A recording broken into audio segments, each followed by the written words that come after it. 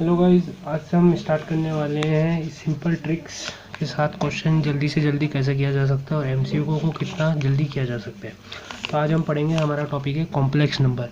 ठीक है, complex number एक बेसिकली एक रियल नंबर और इमेजिनरी नंबर का मिक्सचर होता है। ठीक है, कॉम्प्लेक्स नंबर हमारा सबसे बड़ा सेट होता है। ठीक है, अगर मैं बोलूँ ये हमारा एक कॉम्प्लेक्स नंबर है तो इसके अंदर हमारे रियल नंबर भी आ जाएंगे और इमेजिनरी नंबर भी आ जाएंगे। तो इससे हमें क्या पता चलता है कि z is equals to x plus i y. X जो है हमारा रियल पार्ट है और जो वाई है हमारा वो क्या है, वाई हमारा इमेजिनरी पार्ट है, इमेजिनरी पार्ट है।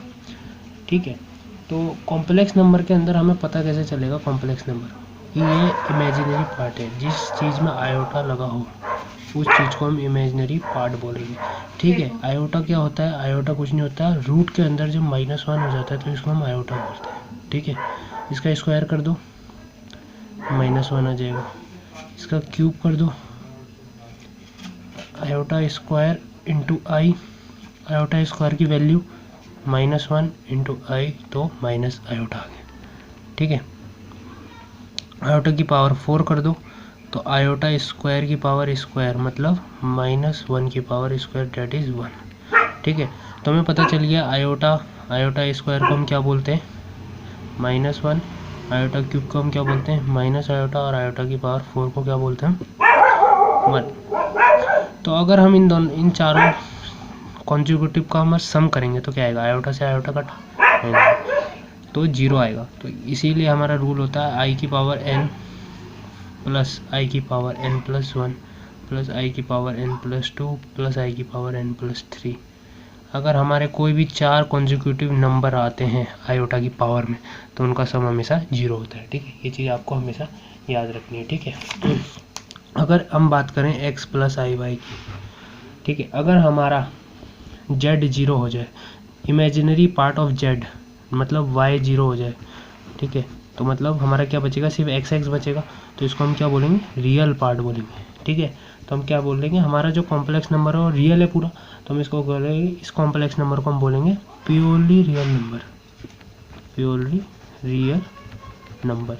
यही बात अगर हम करें, हम x पार्ट हमारा 0 हो जाए तो हमारा क्या बच जाएगा, हमारा आई वाई बन जाएगा। तो हमारा क्या बोलेंगे, कंप्लीटली या purely imaginary number, imaginary number होगा ये, कंप्लीटली इमेजिनरी नंबर होगा ये।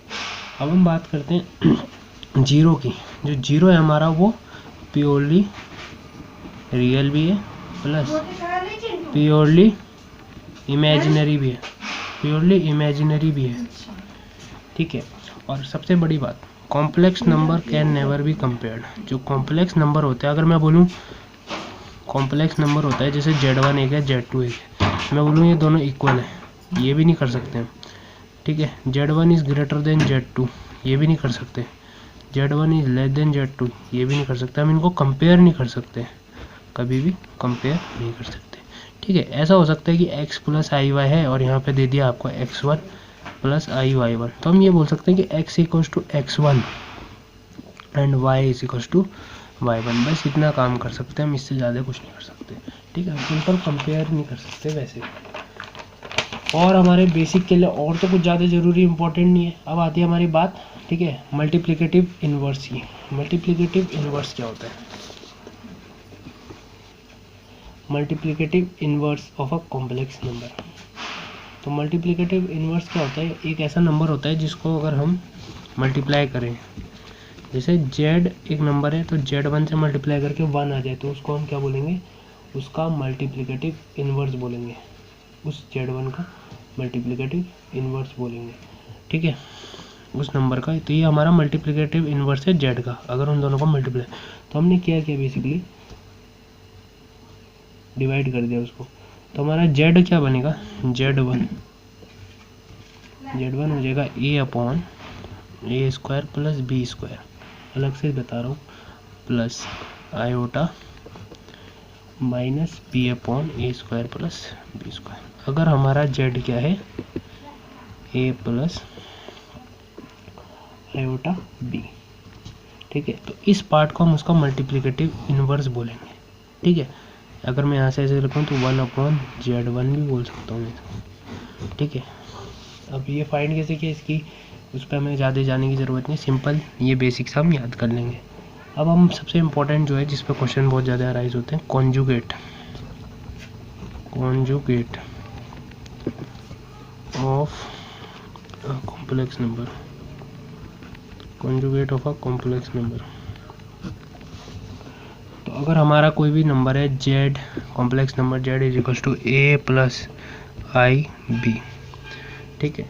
तो इसका कॉन्जुगेट जो होगा वो क्या होगा, जिसको हम बार से भी रिप्रेजेंट करते हैं, वो क्या होगा, a minus iota b, plus iota की जगह हमें माइनस आयोटा डाल देना, सिंपल सा रूल है और कुछ नहीं, ठीक है। ये सारी चीज़ें, ठीक है। अब हम बात करते हैं modulus of a complex number, ठीक है। Modulus of a complex number, modulus of a complex number. Modulus of a complex number हम लेते हैं let z is equal to a plus i b. तो इसका मॉड्यूलस कुछ भी नहीं होगा, सिंपल सा रूट के अंदर इसके रियल और इमेजिनरी पार्ट का रूट का स्क्वायर करके रूट लगा देना है सम का। तो a square plus b square ये इसका मॉड हो गया, ठीक है। और हमेशा इसका मॉड ग्रेटर देन 0 आते हैं, हमेशा मॉड क्या आएगा, ग्रेटर देन 0 आएगा, ये इक्वल टू 0 आएगा, ठीक है।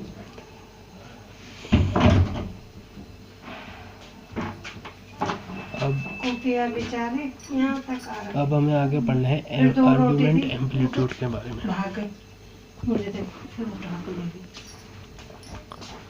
आर्गुमेंट ये स्लैश एम्पलीट्यूड, आर्गुमेंट ये slash amplitude of complex number.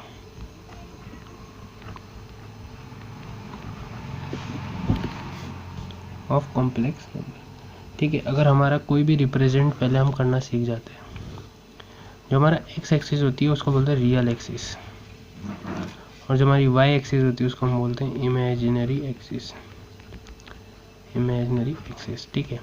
तो यहाँ पे ये वाई वाले, मतलब अगर मैं बोलूँ x plus iota y, simple way में समझाने के लिए, तो एक्स वाला पार्ट रियल पार्ट यहाँ पे डालेंगे और वाई वाला पार्ट इमेजिनरी होता है तो यहाँ पे डालेंगे। अगर मैं बोलता हूँ 1 प्लस 2 आयोटा एक जेड है, तो कहाँ होगा, एक्स में 1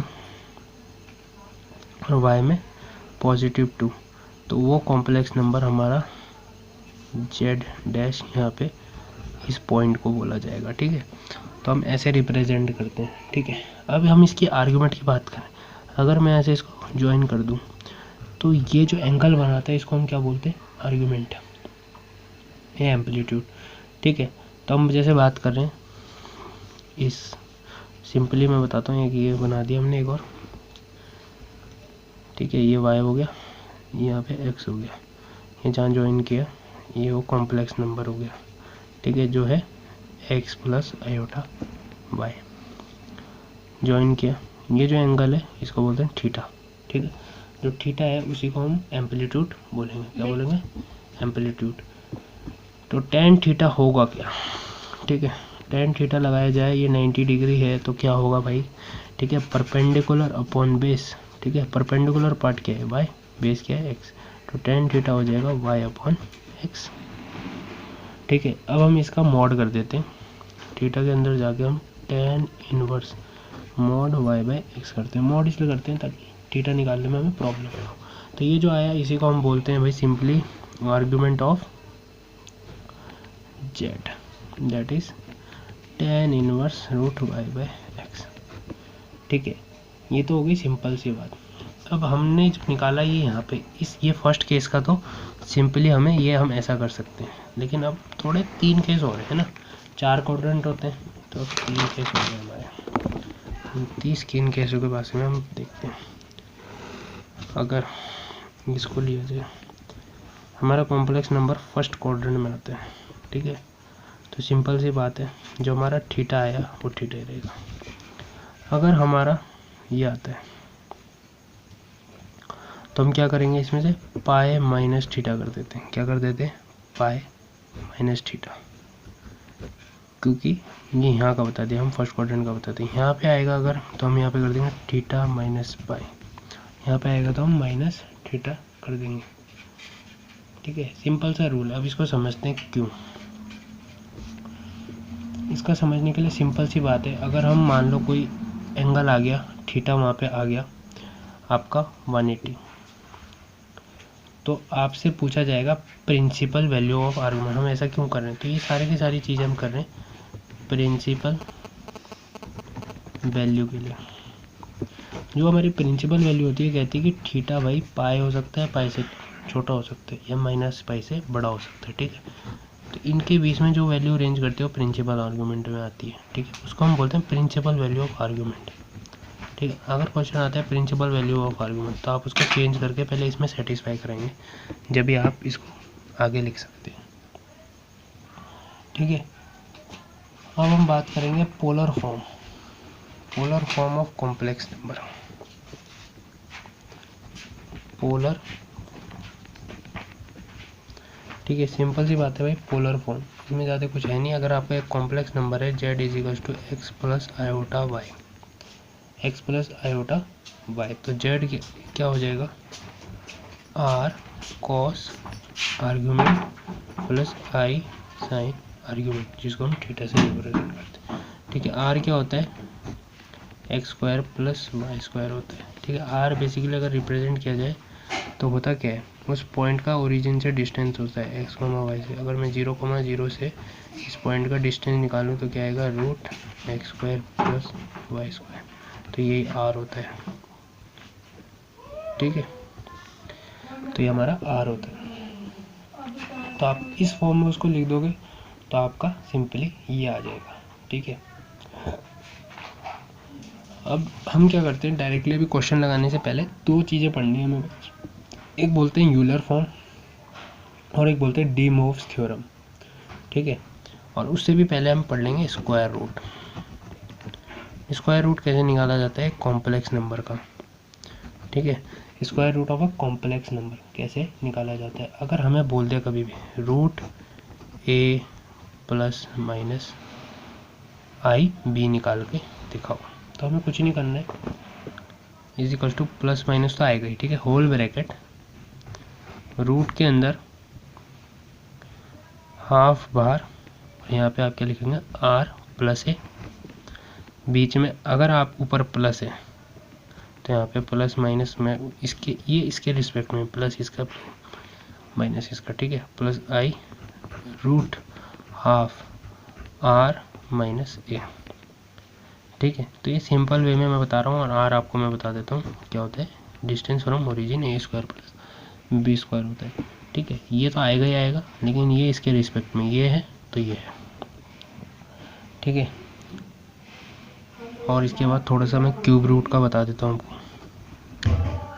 cube root of unity, cube root of unity z = 1 की power 1/3। Cube root of 1, unity मतलब क्या होता है 1 का क्यूब रूट क्या होगा। ठीक है, तो इनको इन्होंने कैसे निकाला, इसका तरीका ये है, z = 1 प्लस 0 आयोटा की पावर 1/3 है ना, ये करेक्ट है, क्योंकि 0 हो जाएगा। अब इसको इन्होंने चेंज कर दिया, इसको इन्होंने लिख दिया किस फॉर्म में, cos 0 मतलब cos π/2 प्लस आयोटा sin π/2 है ना। 1 को cos π/2 लिख सकते हैं, 0 को sin π/2, ओ सॉरी cos पाई लिख सकते हैं इसको। ठीक है, सॉरी, क्योंकि आपका यहाँ पे साइन 0 0 पे होता है, तो cos 0 पे 1 होता है ना। तो आप इसे ऐसा वे में लिखा और 1/3 ऊपर था। अब इसको नीचे लाया गया, वो चीज़ समझने के लिए आपको पढ़ना पड़ेगा यूलर फॉर्म। क्या पढ़ना पड़ेगा, यूलर फॉर्म। तो यूलर फॉर्म में आपको भी बताता हूँ, यूलर फॉर्म कैसे,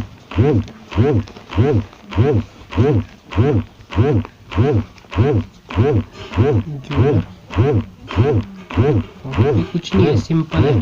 ठीक है।